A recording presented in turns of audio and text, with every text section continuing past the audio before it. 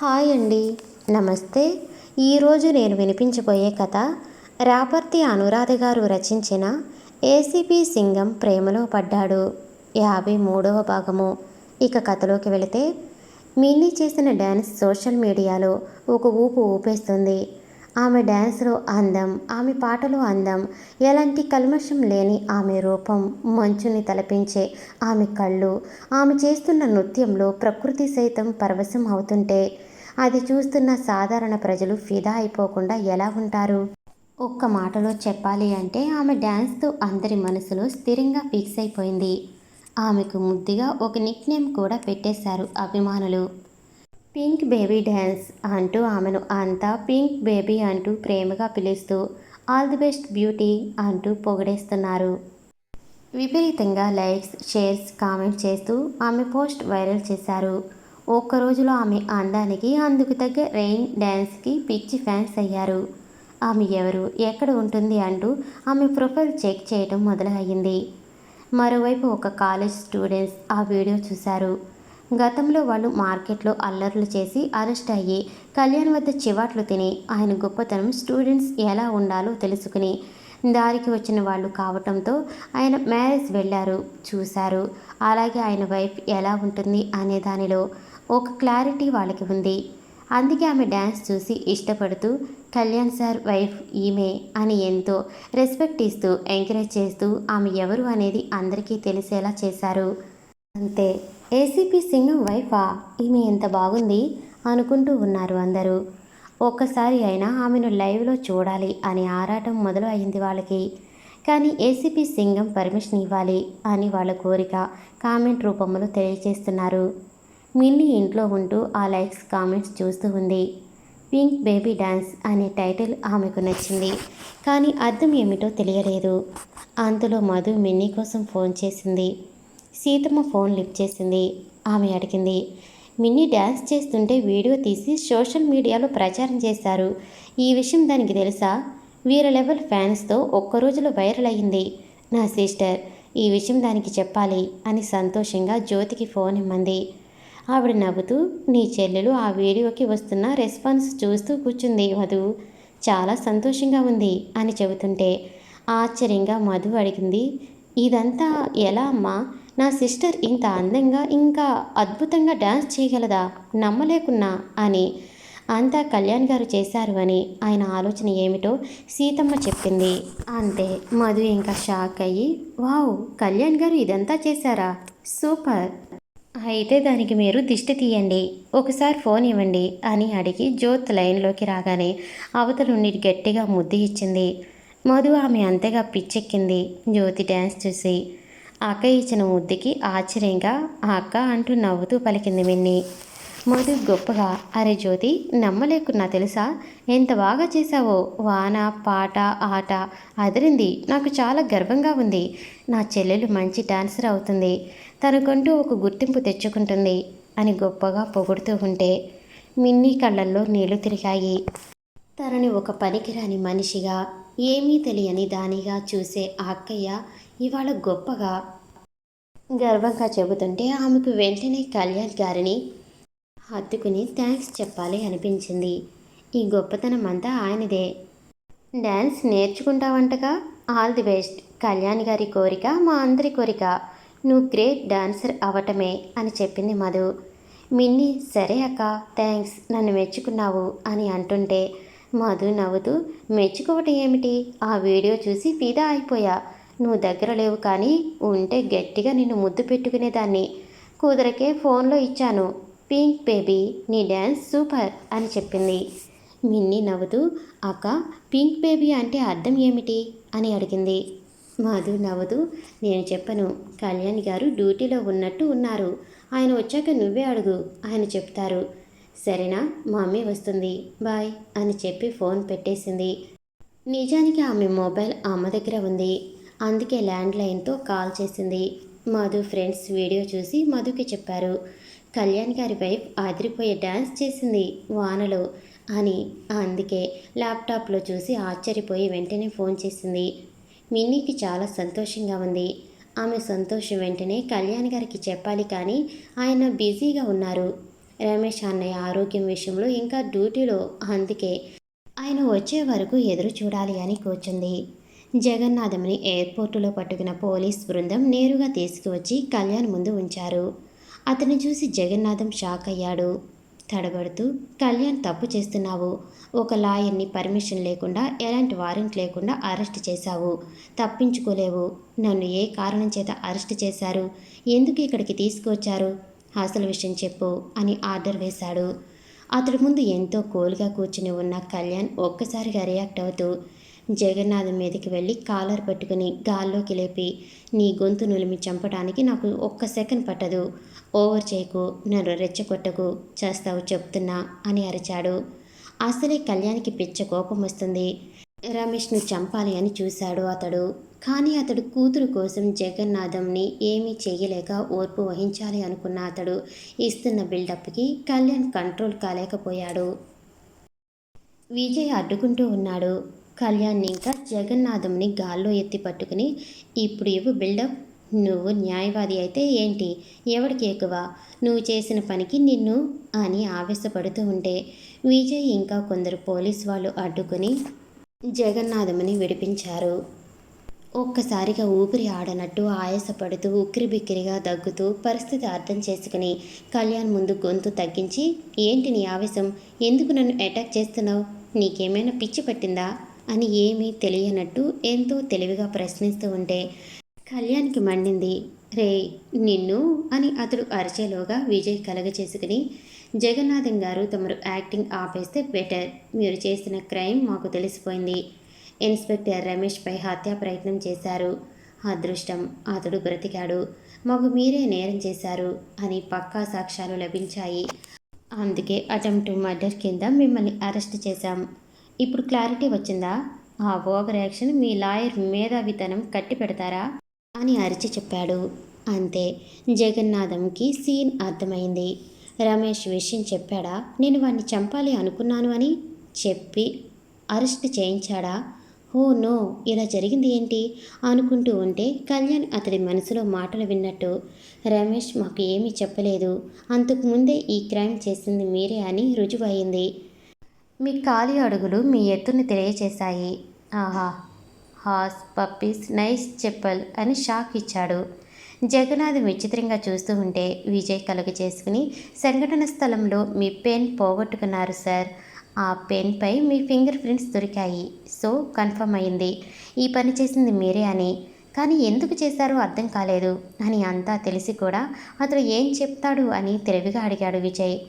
జగన్నాథం ఆవేశపడుతూ, నేను వాడిని చంపాలి అనుకోలేదు ఆఫీసర్స్. కేవలం ఆఫర్ చేయడానికి పిలిచాను. నా కూతుర్ని వదిలేయాలి, ₹1,00,00,000 ఇస్తాను అన్నాను. వాడు ఆఫ్టర్ ఆల్ ఇన్స్పెక్టర్. అలాంటి వాడికి నా కూతుర్ని ఎలా ఇస్తాను అనుకున్నాడు? ఎంతో అల్లారు ముద్దుగా పెంచుకున్న నా కూతురిని ఓ అనామకుడికి ఇచ్చి చేస్తానా? నేను కాదు అంటే లేపుకుపోవాలి అనుకుంటున్నాడు. భరించలేక బేరం పెట్టాను.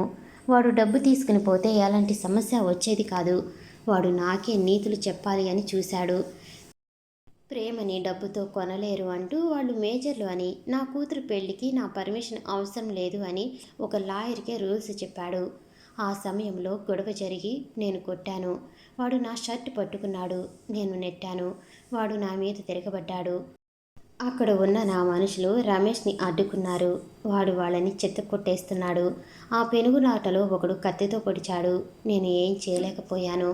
ఇంకా వాడిని వదిలేస్తే ప్రమాదమని నా మనుషులు నేను అడ్డుకుంటున్నా వినకుండా వాడిని పొడిచి పడేశారు. నేను ఇంకా అక్కడ ఉంటే ప్రమాదమని వచ్చేశాను.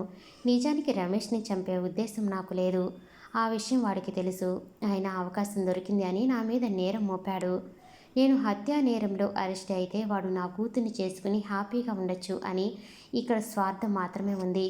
ప్రేమ ఎక్కడ ఉంది ఆఫీసర్ అని రెచ్చిపోయి డైలాగ్ వేశాడు జగన్నాథం. కళ్యాణ్ సీరియస్ అవుతూ, నీ నోటి నుండి రమేష్ పేరు వచ్చిందో చావు దెబ్బలు తింటావు మిస్టర్. ఏంటి, నువ్వు వాడిని చంపాలి అనుకోలేదా? అలాంటప్పుడు వాడిని నీ మనుషులు చంపుతుంటే చూస్తూ ఎలా ఊరుకున్నావు? ఎక్కడ నీకు ఈ హత్యా నేరం చుట్టుకుంటుందో అని దేశం వదిలి పారిపోతున్నావు. దీన్ని ఏమంటారు? నేరం అనరా? రమేష్కి ప్రాణహాని జరిగింది మీ వల్ల, మీ మనుషుల వల్ల. అంతేకాదు, నీ మనుషులు హాస్పిటల్ వరకు వచ్చి మరి వాడిని చంపాలి అని చూశారు.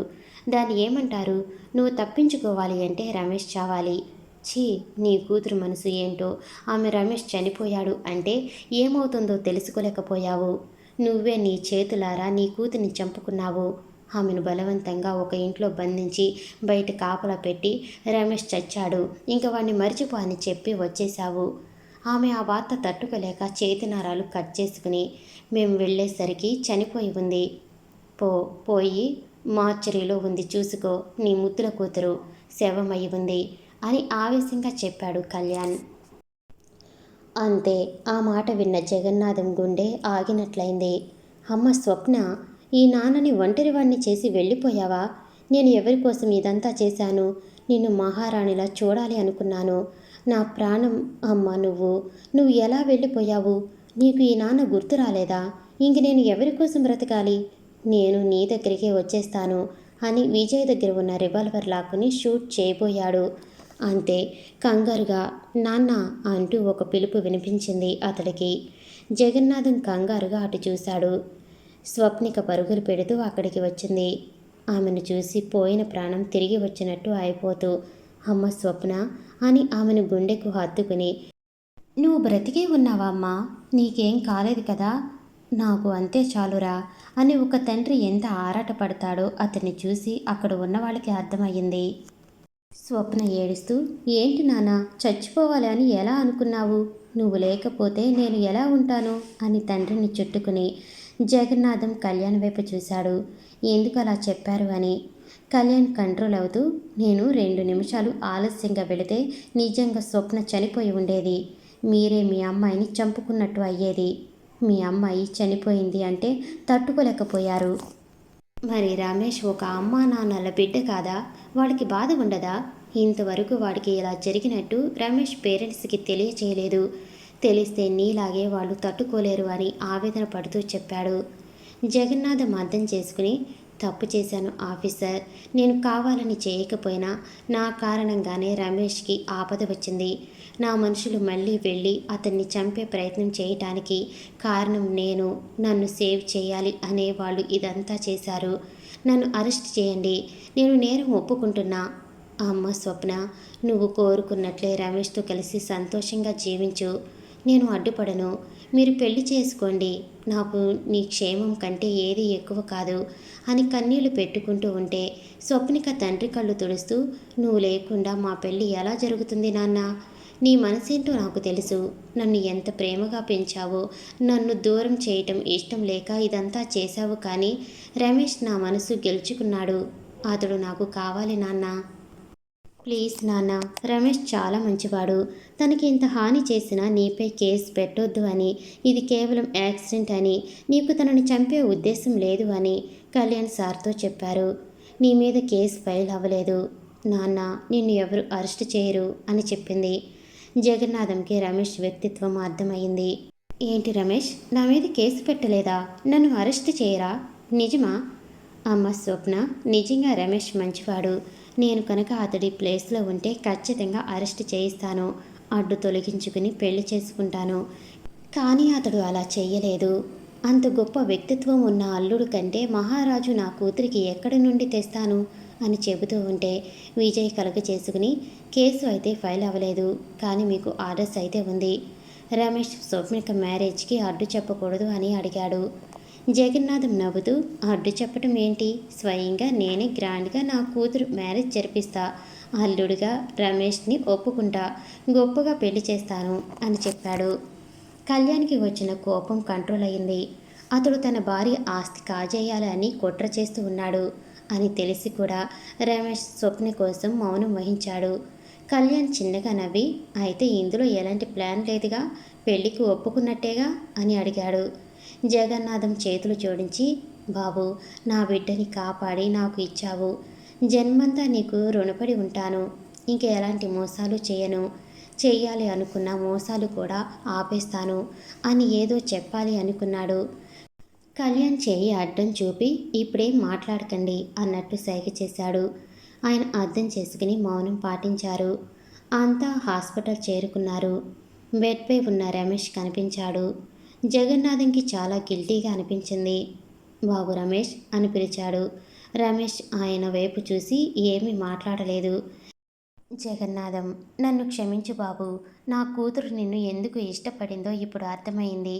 నీ వ్యక్తిత్వం నీ స్థాయిని పెంచింది. నా దుర్మార్గం నీ ముందు తలదించుకునేలా చేసింది. నేను తప్పు చేశాను అని ఒప్పుకుంటున్నా. మీ పెళ్ళికి ఇంకే అభ్యంతరం చెప్పను. నేనే స్వయంగా మీ పెళ్లి చేస్తాను. నన్ను మాత్రం స్వప్నకి దూరం చేయకు.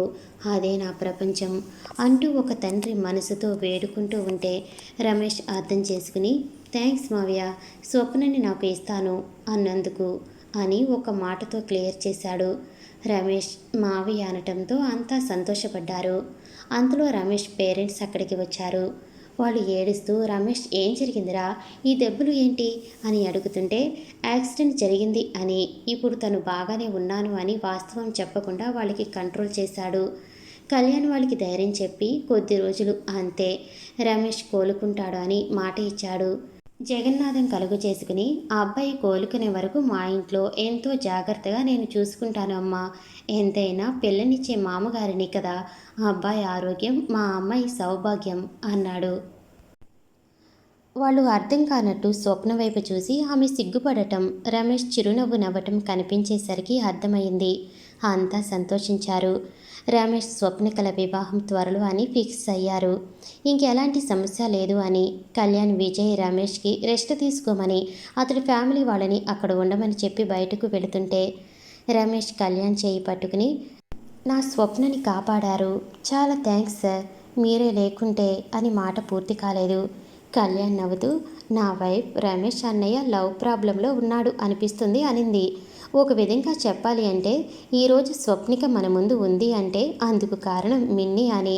నువ్వు థ్యాంక్స్ చెప్పాలి అంటే నీ సిస్టర్కి చెప్పు, రేపు తీసుకువస్తాను. చాలా లేట్ అవుతుందా, మిన్నీ వెయిటింగ్ అని నవ్వుతూ బయటికి వచ్చేశాడు. కానీ అక్కడే ఉన్న జగన్నాథంకి ఆ మాటలు ఈటల్లా గుచ్చాయి. ఏ అమ్మాయి జీవితం కాలరాయాలి అని చూశాడో, ఏ అమ్మాయి ఆస్తి కోసం అమానుషంగా ఎన్నో ఏళ్ళు ప్రవర్తించాడో ఆ అమ్మాయి తన కూతురిని బ్రతికించింది. అతడు ఎంత తప్పు చేశాడో అర్థమైంది. జగన్నాథం తలదించుకుని ఉండిపోయాడు. విజయ్కి ఇప్పుడు కారు నొప్పి తెలుస్తుంది. కళ్యాణ్ అతన్ని జాగ్రత్తగా కారు దించి ఇంట్లోపలికి తీసుకువెళ్ళి, రెస్ట్ తీసుకో విజయ్, రమేష్ కేస్ విషయంలో కొన్ని ఫార్మాలిటీస్ ఉన్నాయి, నేను చూసుకుంటాను. నువ్వు మాత్రం 10 డేస్ లీవ్ తీసుకో, ఎంగేజ్మెంట్ ప్లాన్ చేసుకో అని కన్ను కొట్టి ఆ అమ్మ గదిలోకి వెళ్ళాడు. ఆవిడ నిద్రపోతున్నారు. టైం 1 గంట దాటింది. ఆవిడ్ని డిస్టర్బ్ చేయటం ఇష్టం లేని కళ్యాణ్ వెళ్ళిపోవాలి అనుకున్నాడు. కానీ ఆవిడ కొడుకు రాక గుర్తించి కళ్ళు తెరిచింది. కళ్యాణ్ అని పిలిచి దగ్గరకు తీసుకుని, ఏమైంది నాన్న, రమేష్ ఎలా ఉన్నాడు అని అడిగి విషయం తెలుసుకుని, అమ్మయ్య అని ఊపిరి తీసుకున్నారు. కళ్యాణ్ వాచ్ మెసేజ్ చేసింది. టైం 2 o'clock అని. అతడు మిన్ని ఎదురు చూస్తుంటుంది అని చెప్పి, అమ్మ నిద్రపో, నేను వెళ్ళాలి అని చెప్పి వచ్చేశాడు. అతడు ఇంటికి వచ్చేసరికి 3 అయ్యింది. మిన్ని చాలాసేపు కళ్యాణ్ కోసం ఎదురు చూస్తుంది. అతడు రాలేదు సరికదా, ఎలాంటి సమాచారం లేదు, ఒక ఫోన్ కూడా చేయలేదు అని. రమేష్ అన్నయ్య ఎలా ఉన్నారో, కళ్యాణ్ గారు ఎలా ఉన్నారో అని టెన్షన్ పడుతూ ఏమీ తినకుండా దిగులుగా నిద్రపోకుండా చూస్తూ కూర్చుంది. కళ్యాణ్ బాగా ఆలస్యమయ్యింది. మిన్ని ఎదురు చూస్తూ నిద్రపోయి ఉంటుంది. నేను ఎక్కడెక్కడో తిరిగాను, ముందు వెళ్ళి ఫ్రెష్ అయి వస్తాను అంటూ అతడు ఎప్పటిలా ఆమెకు డిస్టర్బ్ చేయలేదు. వేరే గదిలో ఫ్రెష్ అయ్యి మిన్నీ ఉన్న గదిలోకి వెళ్ళాడు. అక్కడ చూస్తే పిచ్చి పిల్ల ఏడుస్తూ కూర్చుంది. కళ్యాణ్ ఆమె నిద్రపోతుంది అనుకుంటే ఆమె ఒక మూల కూర్చుని ఏడుస్తూ కనిపించింది. అంతే. కళ్యాణ్ కంగారుగా మిన్నీ అని పిలిచాడు. ఆ పిలుపు కోసం ఆమె చాలాసేపటి నుండి ఎదురు చూస్తుంది. ఆమె తల ఎత్తి అతడి వైపు చూసి గట్టిగా ఏడుస్తూ అతడి వద్దకు వచ్చి హత్తుకుంది. కళ్యాణ్ చాలా ఫీల్ అవుతూ ఆమెను చుట్టేసుకుని, ఐఎమ్ సారీ మిన్నీ, ఆలస్యం చేశాను, ప్లీజ్ ఏడవకు అని ఆమెను అపురూపంగా చూస్తూ ఉన్నాడు. మిన్నీ, కళ్యాణ్ గారు అంటూ అతన్ని హత్తుకుని, నాకు భయం వేస్తుంది అండి, మీరు ఇంతవరకు రాకుంటే ఒక ఫోన్ చేయకూడదా, ఎంత టెన్షన్ పడ్డారో తెలుసా, ఎప్పుడు ఇలాగే చేస్తారు, నన్ను చాలా ఏడిపించారు అని ఆమె ఆవేదనగా అడుగుతూ ఉంటే కళ్యాణ్ మనసు బాధపడింది. ఆమె కళ్ళు తుడుస్తూ, సారీరా, రమేష్ కేసు విషయంలో చాలా హడావిడి అయింది, మొత్తానికి కథ సుఖాంతమైంది, ఇప్పుడు ఎలాంటి సమస్య లేదు అని జరిగింది చెప్పాడు. ఆమె బాధ దిగులు మరిచిపోతూ, అవునా, రమేష్ అన్నయ్య పెళ్ళా, చాలా సంతోషం అంటూ ఉంటే కళ్యాణ్ చెప్పాడు, రేపు వెళ్ళి మనం రమేష్ని చూసి వద్దాం అని. ఆమె ఇంకా సంతోషపడింది. అలాగే అలిగినట్టు చూసి మొహం తిప్పుకుని కూర్చుంది. కళ్యాణ్ వింతగా చూస్తూ, ఏంట్రా కోపం వచ్చినట్టు ఉంది నా మీదే, అమ్మో నేను తట్టుకోలేను అని నవ్వించే ప్రయత్నం చేస్తుంటే ఆమె రెండు చేతులతో మొహం దాచుకుని, అవును కోపం వచ్చింది, నేను మీతో మాట్లాడను అంతే అంటూ అలిగింది. కళ్యాణ్ ఆమె మొహానికి అడ్డం పెడుతున్న చేతులు అతడి చేతిలోకి తీసుకుని ఆమె పెదవులపై ఎంతో ప్రేమగా కిస్ చేసి, ఏది ఇంకోసారి చెప్పు అంటూ కవ్వించాడు. అతడి ప్రేమ లాలనకి ఆమె కరిగిపోతూ బెట్టు చేయటం చేతకాక, మీరు చీటింగ్ చేస్తున్నారు అంతా అని అతన్ని కమ్ముకుని అతడిచ్చిన ముద్దు కంటే కాస్త గట్టిగా ముద్దు ఇచ్చి, మీ ముద్దు మీకే ఇచ్చేశాను, నాకేం వద్దు అంటూ నవ్వు దాచుకుంటూ ఉంటే కళ్యాణ్ మురిసిపోతూ, అలాగా, అయితే ఇక్కడ ఇస్తున్నా, ఇదిగో ఇక్కడ ఇస్తున్నా అని వరుస ముద్దులు కురిపించి, నేను ఇచ్చిన ముద్దులు అన్నీ తిరిగి ఇచ్చే మరి అంటూ అడిగాడు. మిన్నీ కళ్యాణ్ ఇమ్మంటున్న ముద్దులు తిరిగి ఇవ్వటం తన వల్ల కాదు అన్నట్టు, ఛీ మీరు చాలా తెలివైనవారు అని వెళ్ళి బెడ్షీట్ కప్పుకొని, నాకు నిద్ర వస్తుంది, మీరు మీ డ్యూటీ చేసుకోండి, నేను మీకు గుర్తురానుగా అని కళ్ళు మూసుకుంటూ ఉంటే కళ్యాణ్ ఆమెకు దగ్గరగా వెళ్ళి, అలా ఎవరైనా అలుగుతారా పింక్ బేబీ అంటూ ప్రేమగా పిలిచాడు. అంతే, ఆమె ఆశ్చర్యపోయింది. టక్కున లేచి కూర్చుని, మీకు ఈ పేరు ఎలా తెలుసు అండి అని అడిగింది. కళ్యాణ్ ఆమె చెక్కిలి చుంబిస్తూ, నా మిన్నీ డ్యాన్స్కి అంతా ఎంత రెస్పాన్స్ ఇస్తున్నారో నాకు తెలియదా, తెలుసుకోకుండా ఉంటానా, నువ్వు అందరికీ నచ్చావు మిన్నీ, వాళ్ళు నిన్ను పింక్ బేబీ అంటుంటే నాకు చాలా సంతోషంగా అనిపించింది అని చెప్పాడు. ఆమె కళ్యాణ్ని హత్తుకుని థ్యాంక్స్ చెప్పి మధు అక్కయ్య పొగిడిన విషయం చెప్పింది. కళ్యాణ్ నవ్వుతూ, నీ డ్యాన్స్ చూస్తే ఎవరైనా పొగడాల్సిందే అన్నాడు. ఆమె అతడి కళ్ళల్లోకి చూస్తూ, పింక్ బేబీ అంటే ఏంటి అర్థం, పింక్ అంటే గులాబీ బేబీ అంటే పాప అనా అని అమాయకంగా అడిగింది. కళ్యాణ్ నవ్వుతూ, అలాగే అనుకో, కానీ ఇంకో అర్థం ఉందిరా అన్నాడు. ఆమె ఆసక్తిగా చెప్పండి అని అడిగింది. ఈసారి కళ్యాణ్ బెట్టు చేస్తూ, చెప్పను, నేను అలిగాను, నా బ్యాలెన్స్ ముద్దులు నాకు ఇచ్చేస్తే చెబుతా అని ఆమెను ఆట పట్టించాడు. మిన్నీ నవ్వుతూ, ఏం కాదు చెప్పండి ప్లీజ్ అని అడిగింది. కళ్యాణ్ నో అన్నాడు. ఆమె సరే అయితే అని అతడు ఆమెకు ఎక్కడెక్కడ కిస్ చేశాడో గుర్తు చేసుకుంటూ చేతి వేళ్లతో లెక్కలు పెట్టుకుంటూ ఎన్ని ముద్దులు ఇవ్వాలి అని ఆలోచిస్తూ ఎంతో ముద్దుగా కనిపించింది. ఆమె అవస్థ అమాయకత్వం చూసి బెట్టు చేయటం కళ్యాణ్ వల్ల కాలేదు. ఓహో మిన్నీ, ఏంటి లెక్కలు, ఏం వద్దులే, నువ్వివ్వాల్సిన ముద్దులు నీకు బదులు నేనే ఇస్తాను అని ఆమెను దగ్గరికి తీసుకుని ప్రేమగా ముద్దాడుతూ పరవశాన ఉంచేస్తూ ఉంటే మిన్నీ అతడి కౌగిలిలో కరిగిపోతూ ఉంది. కళ్యాణ్ ఆమె చెవిపై ముద్దు పెడుతూ చెప్పాడు, పింక్ బేబీ డ్యాన్స్ అంటే సుకుమార కోమలి నాట్యం అని, ఎంతో సున్నితమైన గులాబీ వర్ణంని మేనిఛాయ అమాయకమైన నీ కనురెప్పులు పసిపాపని తలపిస్తుంటే ప్రకృతితో కలిసి నువ్వు ఆడుతుంటే చూసేవాళ్ళు మైమరచి నీకు పింక్ బేబీ డ్యాన్స్ అంటూ కాంప్లిమెంట్స్ ఇచ్చారు అని అర్థం చెప్పాడు. కళ్యాణ్ చెబుతున్న మాటలు కామెంట్స్ ఇస్తున్న వారివిలా అనిపించలేదు. అతనికి ఆమెపై ఉన్న అభిప్రాయంలా అనిపించాయి. మిన్నీ సిగ్గుపడుతూ అతన్ని చుట్టుకుని, ఈ పింక్ బేబీ అంటే మీకు ఇష్టం కదా, అందుకే ఇన్ని ముద్దులు ఇస్తున్నారు అవునా, నాకు ఈ ఏఎస్పీ సింగం అంటే ఇంకా ఇష్టం, మరి నేను ముద్దులు ఇవ్వాలిగా అని అతన్ని ముద్దు పెట్టుకుంది. కళ్యాణ్ ఆమె తన ఎడబాటికి ఎంత బాధపడి ఉంటుందో తెలిసిన వాడిలా ఆమెను అదుపులోకి తీసుకుని అతడి ప్రేమ లాలన అందిస్తూ మైకం కమ్మేలా చేసి ఎంతో సంతోషాన్ని మరచిపోలేని అనుభవాన్ని అందించాడు. ఆ ఆలుమగలు ఒకరి కౌగిట్లో ఒకరు కరిగిపోతూ కాలం మరిచిపోయి గడిపారు.